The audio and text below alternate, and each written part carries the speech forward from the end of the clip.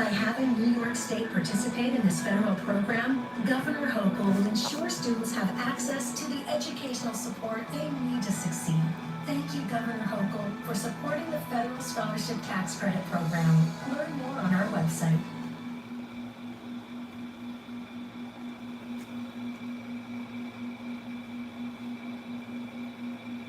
These individual gangsters, as dangerous as they are, represent just the tip of the iceberg, because when we start looking at the body counts from some of Houston's gang wars, the numbers become almost incomprehensible. In 2021 alone, Houston's murder rate hit 473 homicides, with gangs linked to a substantial portion of these killings. But Houston's story isn't of course just about gangs and violence. As while the streets were being consumed by territorial wars and federal investigations, another side of the city was quietly building something that would change hip-hop forever.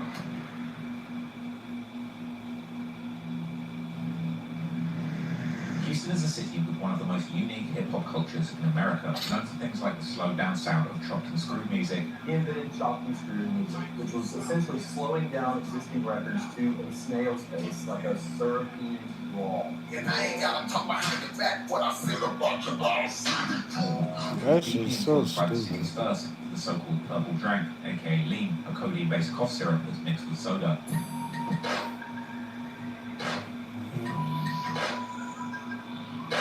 New York, them they drink, you know what I'm saying?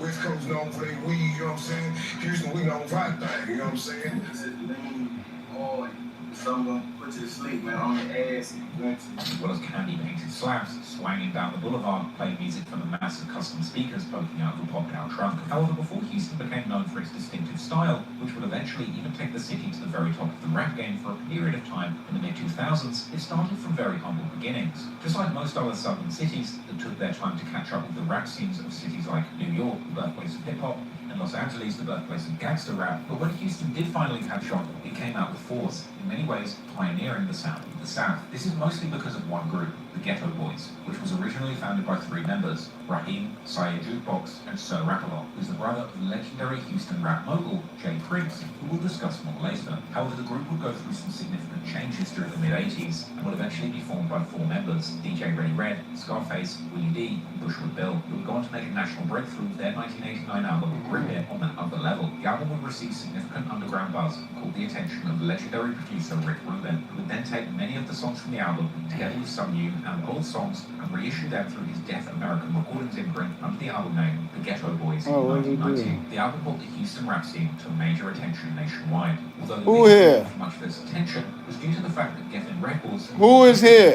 For Rick Rubin's Deaf American, would back out from their distribution deal with the rap group after hearing what up? Yeah, y'all gotta like the stream, subscribe. Sexually explicit, which would cause headlines all over the country. These kinds of early controversies contributed to Southern rap becoming eventually known by the moniker Dirty What South up? due to the extreme violence and other explicit themes often present in music. While the Ghetto Boys are often considered to be the pioneers of so-called horrorcore rap, a subgenre probably best known for the rap group Insane Clown Posse, aka ICP, whose member Violent J would later tell the Why y'all staying so quiet? I get tired of y'all doing that. Their sound. And for anybody don't know, wicked and horrorcore is rappers rapping about fantasy horror.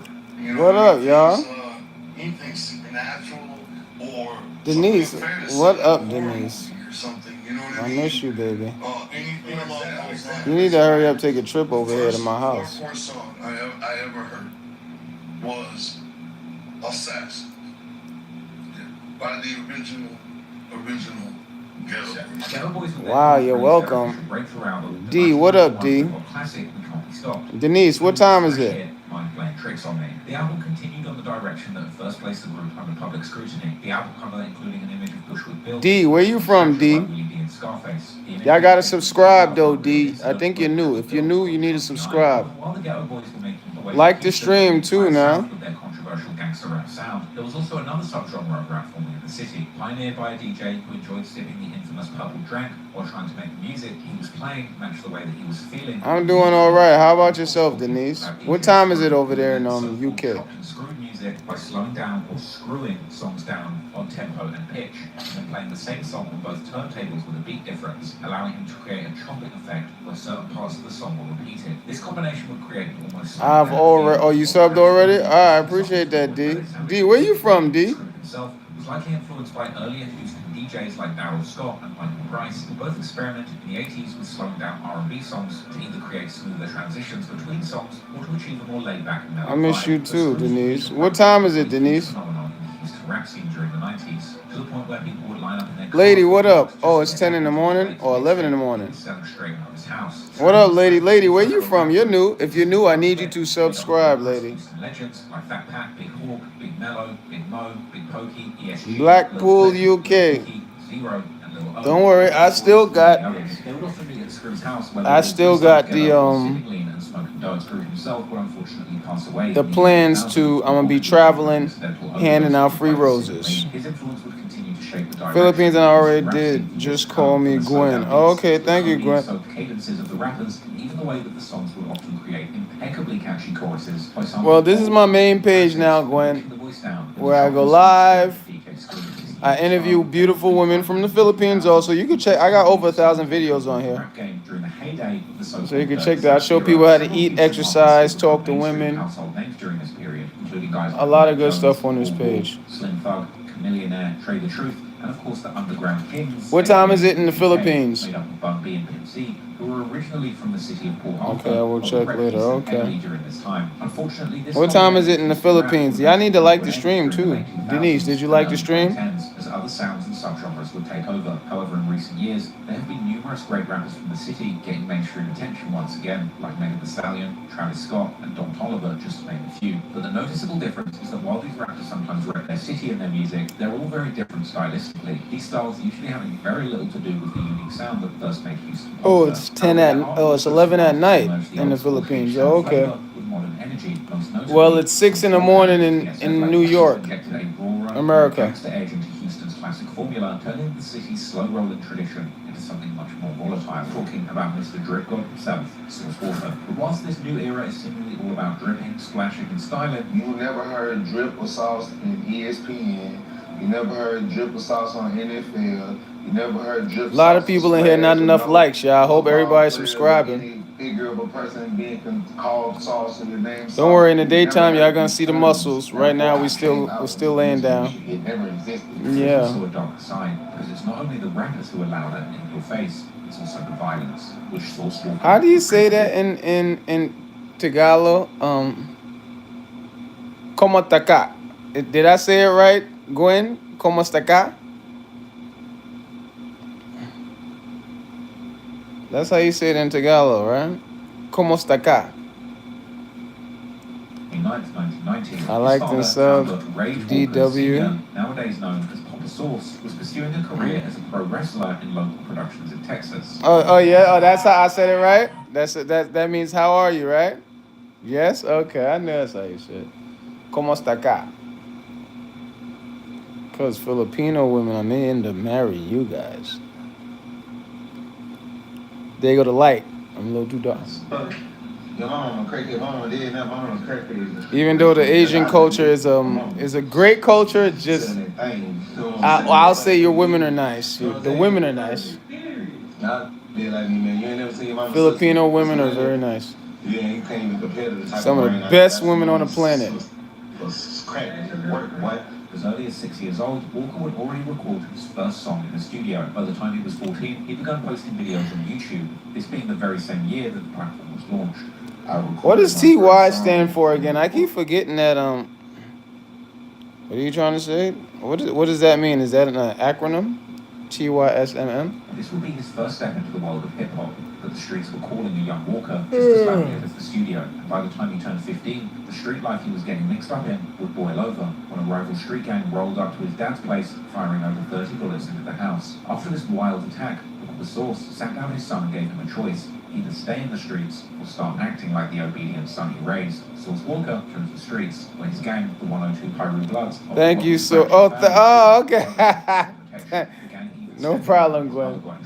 Showed me that she loved for that. And one of the times that my mama had a situation, the Bloods in my neighborhood had a situation for me.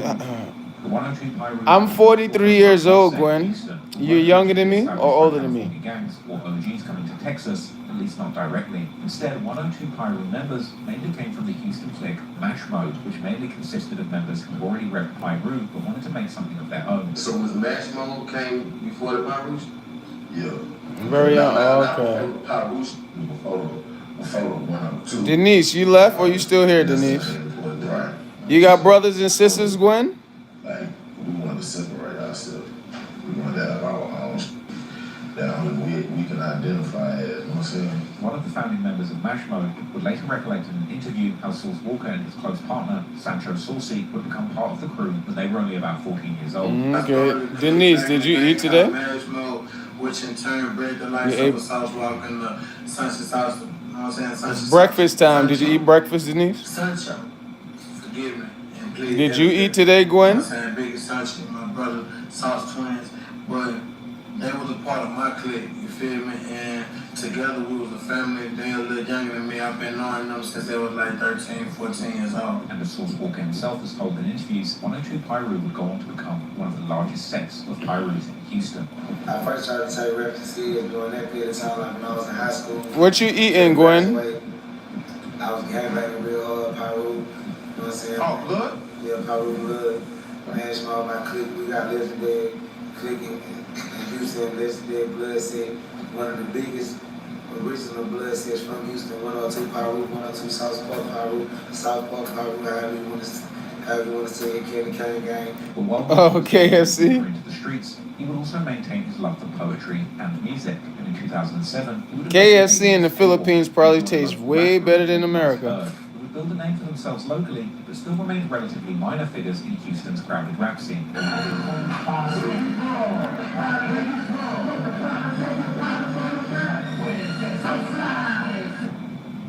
then, in 2009, everything changed.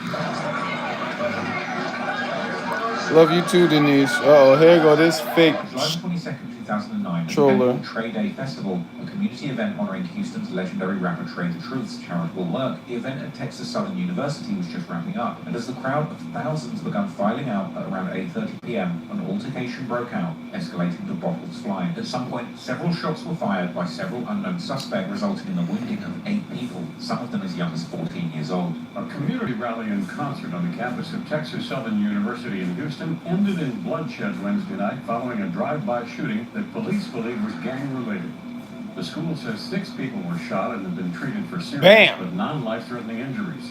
Witnesses tell police that one car drove by and opened fire on a parking lot where a popular Houston rapper was promoting community service and voter registration. A few weeks after the incident, investigators identified Sauce Walker as one of the I will, Denise. Don't worry about it. The Trade Day concert. He would surrender himself to authorities days later and was charged with a serious felony of engaging in organized criminal activity. In total, 6 other men were eventually also charged in relation to that incident. And the legal aftermath would mark a turning point in Sauce Walker's life, as he ultimately pleaded guilty to deadly conduct for pulling his gun out and shooting at members of a rival gang at the event. After 3 years probation, and I ended up violating the probation, and I had to do shot probation and go to YMAD, ISF. Oh, they got shot everywhere, huh?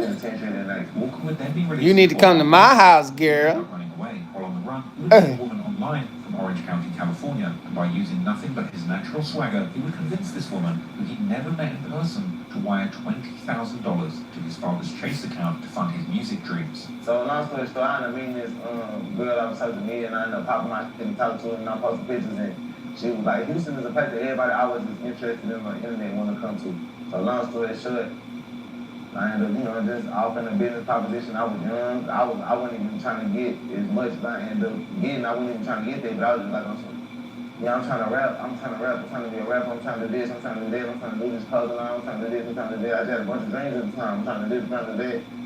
And she believed and sent me 20 bands to my dad's Chase account. That's how I started. This would be his last hustle, and perhaps not first either involving women or money, but this time it would give him the seed capital he needed to start a new rap persona. And so, fresh out of prison with 20 bands in his account, Walker was ready to rebuild his life. However, he needed to rebrand and transform A-Walk the gangster into something more marketable. The transformation began with a chance encounter at a Houston hotel, where Walker and his friend Sancho were trying to impress a woman who kept bragging about her father's money and status. She would boast just about having bread, to which Walker would counter with his usual charisma, saying how the bread was looking a little stale and needed some sauce. Bread over there, y'all see, that's cool, y'all have the money back, but one thing about a sandwich, though, what is a sandwich without the flavor, though? What about the mayo, though? What about the sauce, though? Because that bread over there looking a little stale, though. You have to go, okay. Old money Okay, have a good day, Gwen.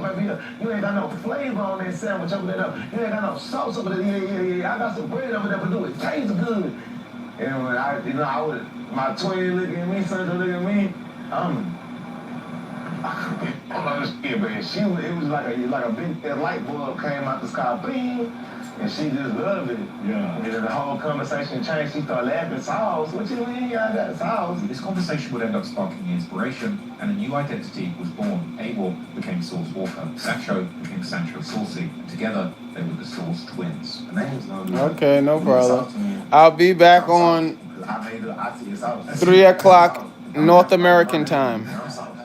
I'm South. Nope. And then boom, we just went from there. So I took the Skywalker or the A-Walker, I name became South Walker. You know what I'm saying? This wasn't just a name change. It was a complete philosophical shift. And while still acknowledging their street ties, they would focus on style, wordplay, and original slang to create something that would be unique in Houston and beyond.